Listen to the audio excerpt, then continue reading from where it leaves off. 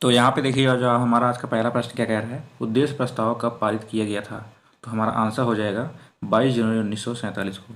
देखिए दोस्तों, 22 जनवरी 1947 को उद्देश्य प्रस्ताव पारित किया गया था संविधान सभा में। और देखिए जब इसका जो गठन है और इसे जब प्रस्तुत किया गया था तो 13 दिसंबर 1946 को इसे प्रस्तुत किया था पंडित नेहरू ने संविधान सभा में। देखिए दोस्तों, उद्देश्य प्रस्ताव क्या था। उद्देश्य प्रस्ताव में स्वतंत्र भारत के संविधान की मूल आदर्शों की रूपरेखा प्रस्तुत की गई थी और जिसके तहत संविधान का जो कार्य था वह आगे बढ़ाया जाना था इसके तहत, उद्देश्य प्रस्ताव के तहत। तो इसे पारित किया गया था 22 जनवरी 1947 को, और जो प्रस्तुत किया गया था तो 13 दिसंबर 1946 को पंडित नेहरू ने इसे प्रस्तुत किया था। याद रखना है। नेक्स्ट क्वेश्चन देखिए, भारत में जनहित याचिका का जनक किसे कहा जाता है। तो पीएन भारती को भारत में जनहित याचिका का जनक कहा जाता है। पीएन भारती देखिए दोस्तों, सुप्रीम कोर्ट के 17वें मुख्य न्यायाधीश थे। 17वें मुख्य न्यायाधीश थे सुप्रीम कोर्ट के। याद रखना है। नेक्स्ट क्वेश्चन देखिए क्या कह रहा है, संविधान सभा के अस्थायी अध्यक्ष कौन थे। संविधान सभा के अस्थायी अध्यक्ष कौन थे। तो डॉक्टर राजेंद्र प्रसाद।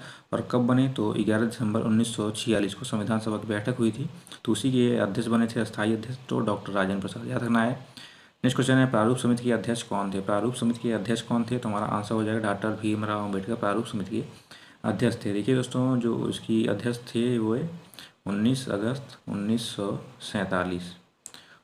1947 को प्रारूप समिति का गठन किया गया था, जिसमें कुल 7 सदस्य थे। डॉक्टर भीमराव अम्बेडकर को लेके जिसमें कुल 7 सदस्य थे।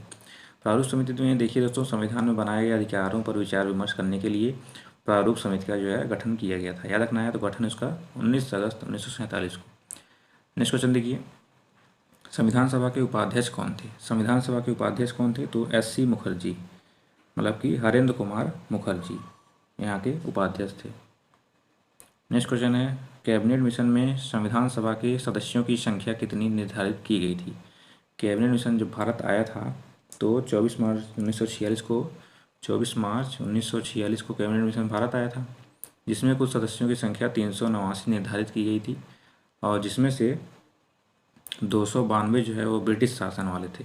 ब्रिटिश शासन वाले 292, और इसमें से जो है कि आपके 4 जो है वह कमिश्नर थे, 4 कमिश्नर, और 93 इसमें देशी रियायतें थीं 389 में कैबिनेट मिशन में। याद रखना है। याद रखना है। नेक्स्ट क्वेश्चन देखिए, संविधान संशोधन प्रक्रिया कहाँ से ली गई है। संविधान संशोधन प्रक्रिया दक्षिण अफ्रीका से ली गई है। संविधान संशोधन प्रक्रिया देखिए दोस्तों, दक्षिण अफ्रीका से ली गई है। इसका जो विवरण है वह अनुच्छेद 368 भाग 20 में मिलता है संविधान संशोधन का। याद रखना है। नेक्स्ट क्वेश्चन देखिए, निर्माण के समय संविधान में कितनी अनुसूचियाँ थीं। संविधान जब निर्माण हुआ था तो उसमें कितनी अनुसूचियाँ थीं, 8 थीं। लेकिन अगर वर्तमान की बात करें तो वर्तमान में कुल 12 अनुसूचियाँ हैं। याद रखना है। नेक्स्ट क्वेश्चन देखिए, मूल कर्तव्य किसकी अनुशंसा पर जोड़े गए थे। मूल कर्तव्य यानी कि मौलिक कर्तव्य जो है वह किसकी अनुशंसा पर जोड़े गए थे। तो हमारा आंसर हो जाएगा सरदार पूर्ण सिंह के। सरदार पूर्ण सिंह समिति के तहत मूल कर्तव्य को संविधान के 42वें संविधान संशोधन के 42वें संविधान संशोधन 1976 के तहत इसे अनुच्छेद 51A भाग 4A में इसे रखा गया था, सरदार पूर्ण सिंह समिति के तहत। याद रखना है। नेक्स्ट क्वेश्चन देखिए, 42वें संविधान संशोधन द्वारा प्रस्तावना में कितने शब्द जोड़े गए थे। 42वें संविधान संशोधन द्वारा प्रस्तावना में कितने शब्द जोड़े गए थे। तो हमारा आंसर हो जाएगा 3 शब्द। समाजवादी, धर्मनिरपेक्ष और अखंडता को जोड़ा गया था 42वें संविधान संशोधन 1976 के तहत। इसमें 3 शब्द जोड़े गए, समाजवादी, धर्मनिरपेक्ष और अखंडता। याद रखना है। नेक्स्ट क्वेश्चन देखिए क्या कह रहा है, संविधान में समवर्ती सूची का प्रावधान कहाँ से लिया गया है। संविधान में समवर्ती सूची का प्रावधान किस देश से लिया गया है। तो हमारा आंसर हो जाएगा ऑस्ट्रेलिया से। देखिए दोस्तों, समवर्ती सूची जो है उसमें राज्य सरकार और केंद्र सरकार दोनों के साझा अधिकारों को वर्णित किया गया है। और समवर्ती सूची जो है वह संविधान की 7वीं अनुसूची में आती है। इसमें 3 सूचियाँ हैं, संघ सूची, राज्य सूची तथा समवर्ती सूची। आपको याद रखनी है। तो यह 7वीं अनुसूची में आती है, लेकिन यह ऑस्ट्रेलिया से लिया गया है। याद रखना है। नेक्स्ट क्वेश्चन देखिए क्या कह रहा है, मूल कर्तव्य किसके संविधान से लिए गए हैं। मूल कर्तव्य यानी कि कहाँ से लिए गए हैं, तो सोवियत संघ यानी कि रूस से लिया गया है मूल कर्तव्य। याद रखना है। जो कि 42वें संविधान संशोधन 1976 के तहत इसे अनुच्छेद 51A भाग 4A में से रखा गया मूल कर्तव्य को। याद रखना है। नेक्स्ट क्वेश्चन देखिए, 11वीं अनुसूची किस संविधान संशोधन के द्वारा जोड़ी गई है? 11वीं अनुसूची किस संविधान संशोधन द्वारा जोड़ी गई है? तो 73वें अनुसंधान द्वारा 73वें संविधान संशोधन द्वारा 1992 में 11वीं अनुसूची को जोड़ा गया है। याद रखना है। उसमें देखिए दोस्तों, जो 29 विषय हैं 11वीं अनुसूची में, जिसमें पंचायत की शक्तियाँ, ग्रामीण विकास, गरीबी उन्मूलन, बाजार सड़क, पीने का पानी जैसे बहुत सारे विषय शामिल हैं 11वीं अनुसूची में। याद रखना है। नेक्स्ट क्वेश्चन देखिए, मूल कर्तव्यों को किस भाग तथा अनुच्छेद में रखा गया है? मूल कर्तव्यों को किस भाग में रखा गया है? तो अनुच्छेद 51 है भाग 4 में मूल कर्तव्यों को रखा गया है 42वें संविधान संशोधन 1976 के तहत। और इसे किस देश से लिया गया है? तो आपका रूस से लिया गया है। याद रखना है। नेक्स्ट क्वेश्चन देखिए, 10वीं अनुसूची किस संविधान संशोधन के द्वारा जोड़ी गई है? 10वीं अनुसूची किस संविधान संशोधन द्वारा जोड़ी गई है? तो 52वें संविधान संशोधन 1985 में इसे जोड़ा गया था। 10वीं अनुसूची को 52वें संविधान संशोधन द्वारा 1985 में इसे जोड़ा गया था। इसमें देखिए दल बदल के प्रावधानों का उल्लेख है 10वीं अनुसूची में। याद रखना है, दल बदल के प्रावधानों को। नेक्स्ट क्वेश्चन देखिए क्या कह रहा है, भारतीय संविधान में अनुसूचियों की संख्या वर्तमान में कितनी है? भारतीय संविधान में अनुसूचियों की संख्या वर्तमान में कितनी है? तो 12 अनुसूची है। लेकिन जब संविधान लागू हुआ था तो उसमें 8 थी, लेकिन वर्तमान की बात करें तो वर्तमान में 12 है। याद रखना है। नेक्स्ट क्वेश्चन देखिए, किस सूची में पंचायती राज व्यवस्थाओं का वर्णन किया गया है? संविधान के किस अनुसूची में पंचायती राज व्यवस्थाओं का वर्णन किया गया है? तो अनुसूची 11 में। याद रखना है, अनुसूची 11 में पंचायती राज व्यवस्थाओं का वर्णन किया गया है। आपको याद रखनी है 73वें संविधान संशोधन 1992 के तहत। 73वें संविधान संशोधन 1992 के तहत 11वीं अनुसूची को बनाया गया था। याद रखना है। नेक्स्ट क्वेश्चन देखिए, भारत की 22 भाषाओं का उल्लेख किस अनुसूची में मिलता है? तो 8वीं अनुसूची में भारत की 22 भाषाओं का उल्लेख मिलता है। याद रखना है। अब हमारा नेक्स्ट क्वेश्चन देखिए,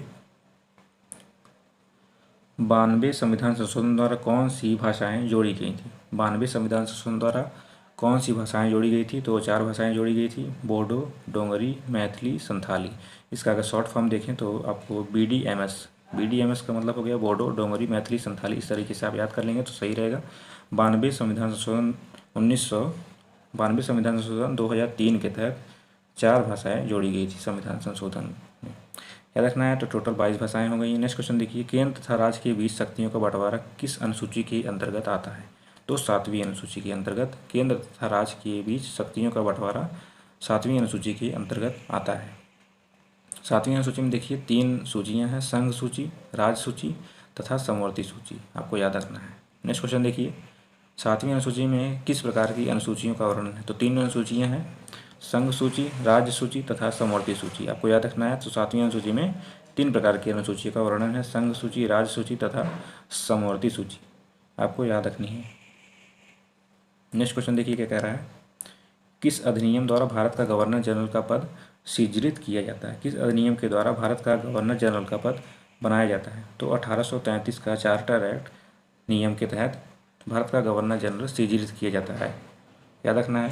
नेक्स्ट क्वेश्चन देखिए, संयुक्त उच्च न्यायालय की स्थापना किसके द्वारा की जाती है? संयुक्त उच्च न्यायालय की स्थापना किसके द्वारा की जाती है? तो संसद द्वारा। याद रखना है, संसद द्वारा। नेक्स्ट हमारा क्वेश्चन क्या कह रहा है, 14 वर्ष से कम आयु के बच्चे कारखाने में काम नहीं कर सकते, किस अनुच्छेद के द्वारा कहा गया है? तो अनुच्छेद 24 में कहा गया है कि 14 वर्ष से कम आयु के बच्चे को आप कारखाने में काम नहीं करा सकते। अगर आपकी बात करें तो यहाँ पे शोषण के विरुद्ध की अधिकार की बात करें, देखिए अनुच्छेद 23 से 24 में कहा गया है शोषण के विरुद्ध अधिकार, जिसमें से अनुच्छेद 24 यही कहता है कि 14 वर्ष से कम आयु के बच्चे को आप कारखाने में काम नहीं कर सकते। नेक्स्ट क्वेश्चन देखिए, वायसराय का पद कब बनाया गया था? देखिए 1858 का भारत शासन अधिनियम के पद में जब इसका मतलब नियम आया था तो उसमें वायसराय का पद बनाया गया था। और वायसराय देखिए दोस्तों होता क्या है, यह एक शाही अधिकारी होता है जो देश या प्रांत पर शासन करता है। और भारत की बात करें तो भारत में पहला जो वायसराय था तो चार्ल्स केनिन थे। याद रखना है। तो मैंने आपको इस वीडियो में 25 क्वेश्चन बताए हैं जो कि बहुत ही महत्वपूर्ण है। अनुसूचियों से संबंधित संविधान के कुछ और महत्वपूर्ण प्रश्न हैं जो कि आने वाले एग्जाम में बहुत ही भूमिका अच्छी निभाने वाले हैं। तो आशा करता हूँ ये वीडियो आपको अच्छी लगी हो। वीडियो अच्छी लगी तो लाइक करिएगा, शेयर करिएगा। चैनल पर नए तो प्लीज़ चैनल को भी सब्सक्राइब करिएगा। तब तक के लिए जय हिंद। मिलते हैं अगली वीडियो में। जय हिंद।